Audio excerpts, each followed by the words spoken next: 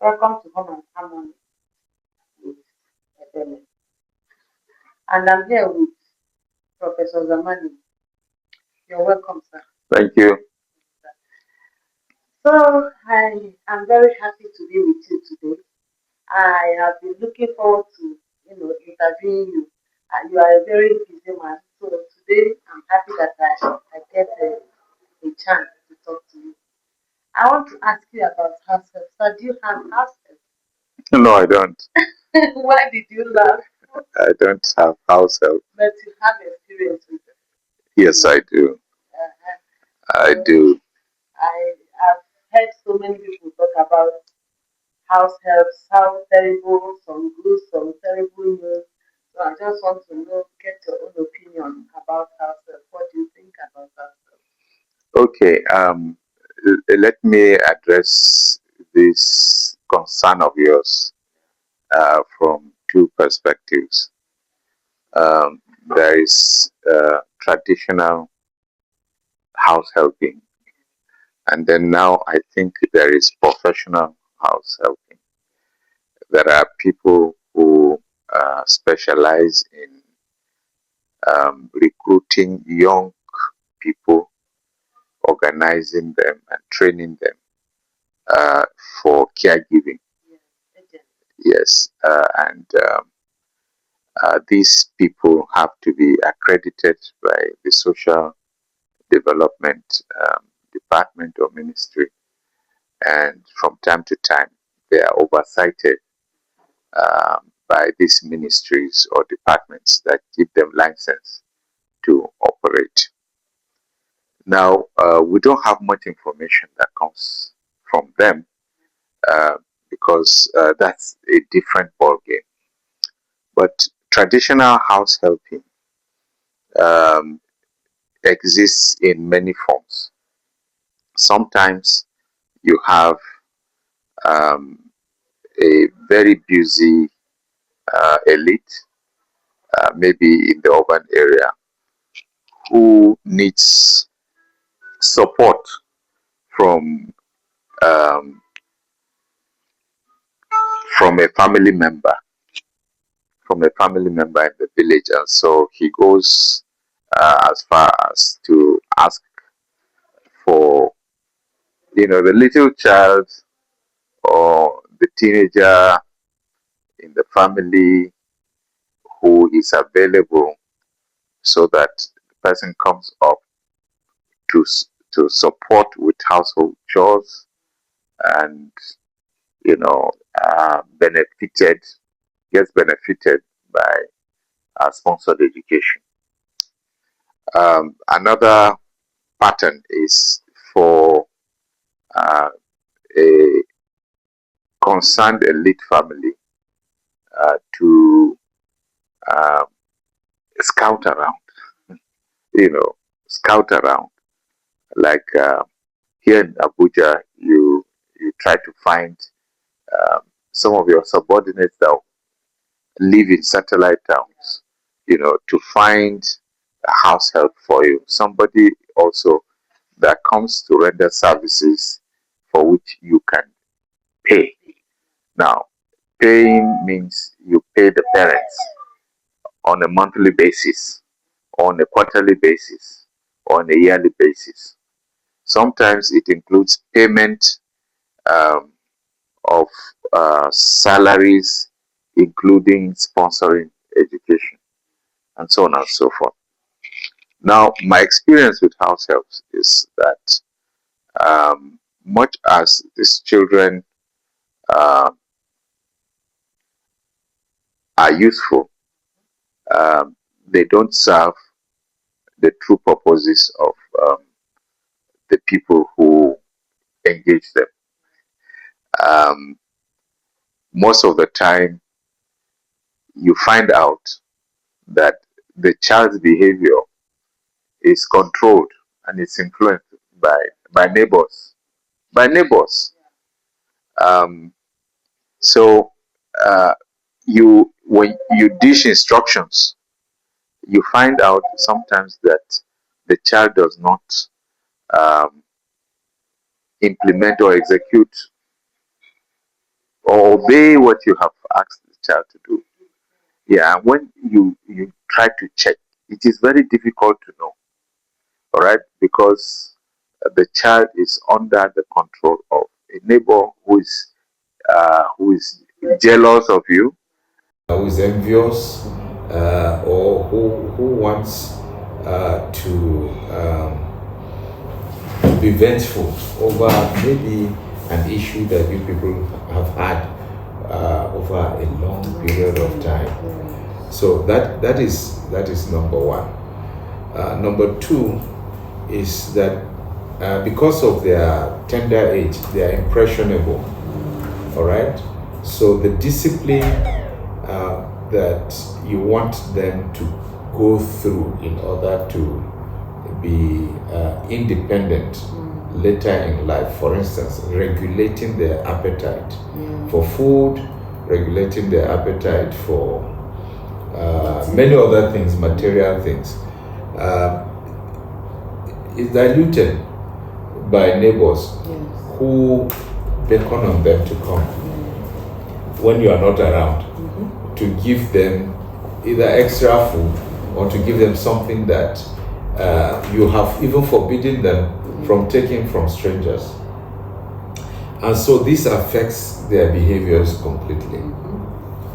Now, the worst of it is the information about you, about the entire family that they dish out in the neighborhood, which endangers every member of the family.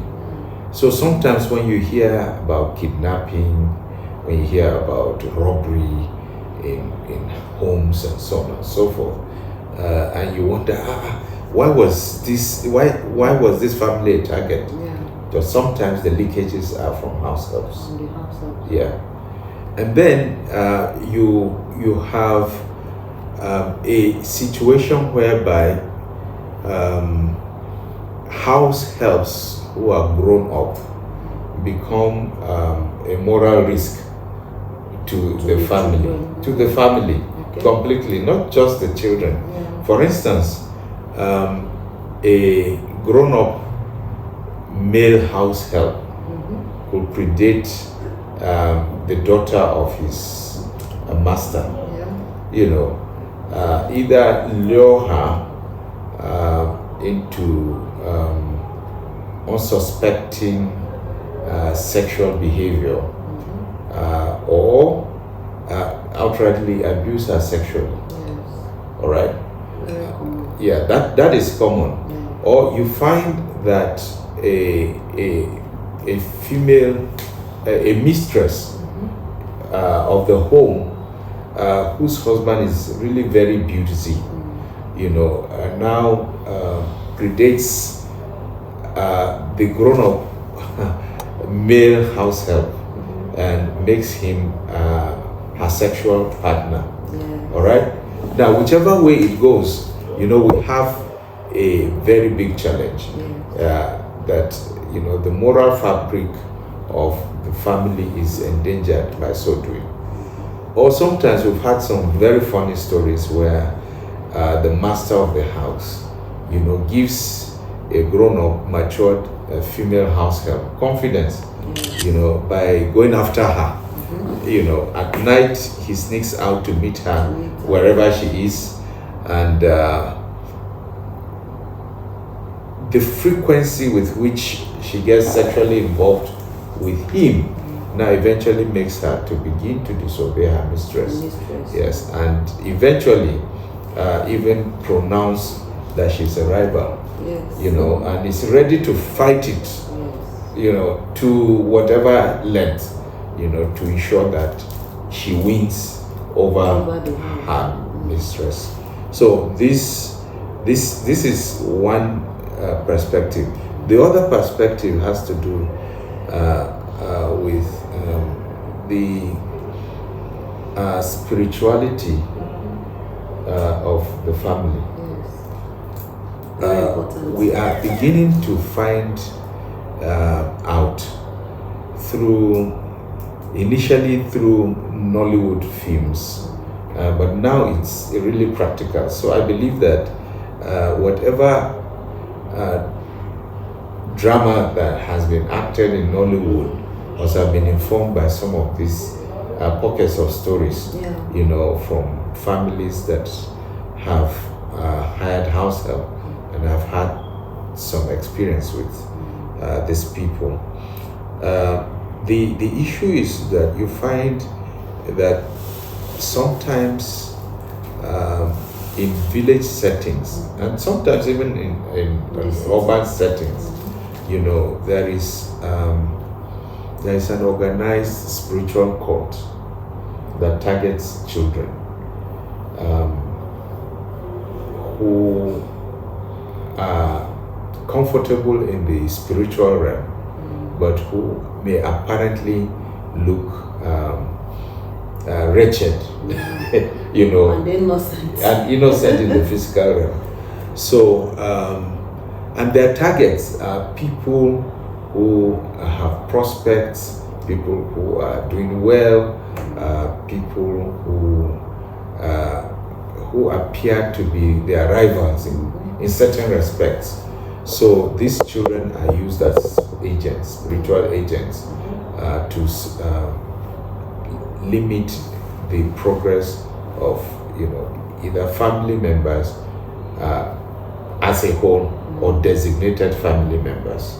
So I particularly do not advise that people should have house helps. Now, if you are going to get married as a young person, then please ensure that you count the cost. Sit with your spouse and discuss what the challenges are likely to be and how you will share this burden. The guys should be willing to support their wives with household chores, and these women should forget that they are coming from elegant homes sometimes, and be ready to take on additional responsibility for family care, you know. And so when you do it with mutual understanding, you discover that it becomes an adventure and it's very exciting. That is the way I have thrived. I had some initial experiences with house helps, but when I noticed a few things from the few disclosures that I've made to you, I just decided to put pay to it and then to brace up, you know, and gladly my wife also, you know, acceded, and that is the way we have survived. Thank you so much. Thank you so much. Are you? You can remove it. Okay. Thank you so much for you know, talking with me today. I'm very grateful, and the insights and everything people will learn from this, that it's not always very good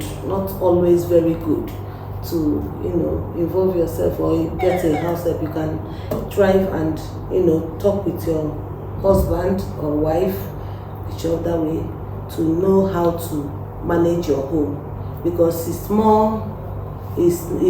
less risk when you don't have a house help, because the terrors that come with it is very much. It's too much. So yeah, but let me add a little.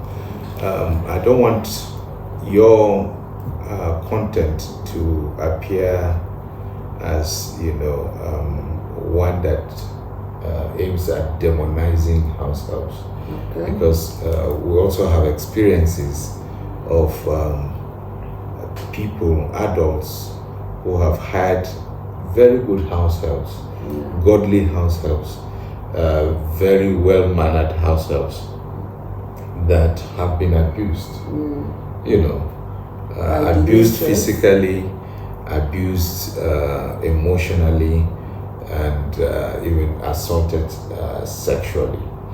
And these people are always under threat. If you mention, then something adverse will happen to you.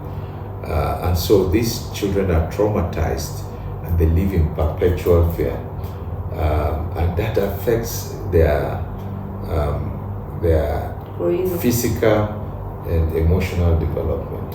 Okay. So not all that is bad. So we need to emphasize that aspect, that if you hire a house help, you owe the house help the responsibility to love the house help as much as possible, as equally as you would love your children, because you are taking a substantial part and the most critical aspect of their life away from them, the period of bonding with their immediate family. You are taking it away from them. So as much as possible, whatever you offer them should approximate the affection that they will get from their biological parents. And once you do that, they will owe it to you. Yes. They will owe it to you. And then ensure that you give them the opportunity from time to time to either visit, or you allow their guardians or parents to visit them. Now, what we have discovered is that no matter how well intentioned you may be in allowing these visits to take place, or allowing them to, visits to take place, either by them going or by their family or relations coming to see them, there's always the risk of somebody poisoning them, their mind, poisoning their minds. And so you discover that after a major visit, the behavior of the child changes, and so on and so forth. Now, if that happens, I think you should not insist. You shouldn't insist that you owned this child. All right, let the child or let the house help go. Thank you. Thank you very much.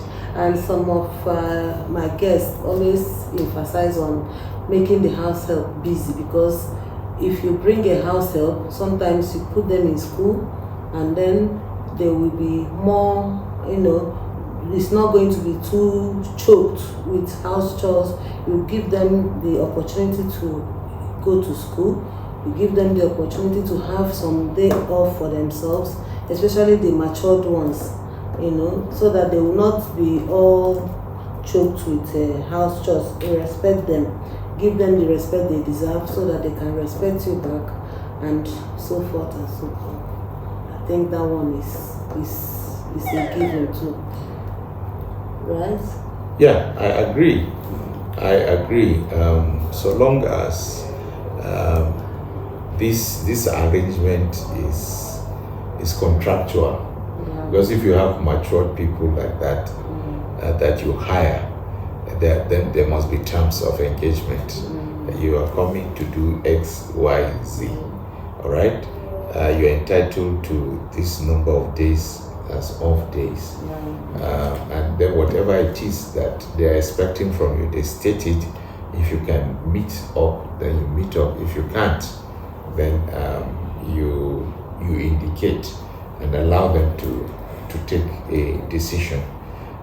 So if it is contractual, it's much easier, because whoever it is that fails to meet those obligations, is liable before the law. Yeah. Thank you so much, sir. Thank you for taking some of your time. I know you're a busy person. Thank you so much for coming. It's a pleasure. Thank you. And this is Home and Harmony. I will see you again next week. Ciao, ciao.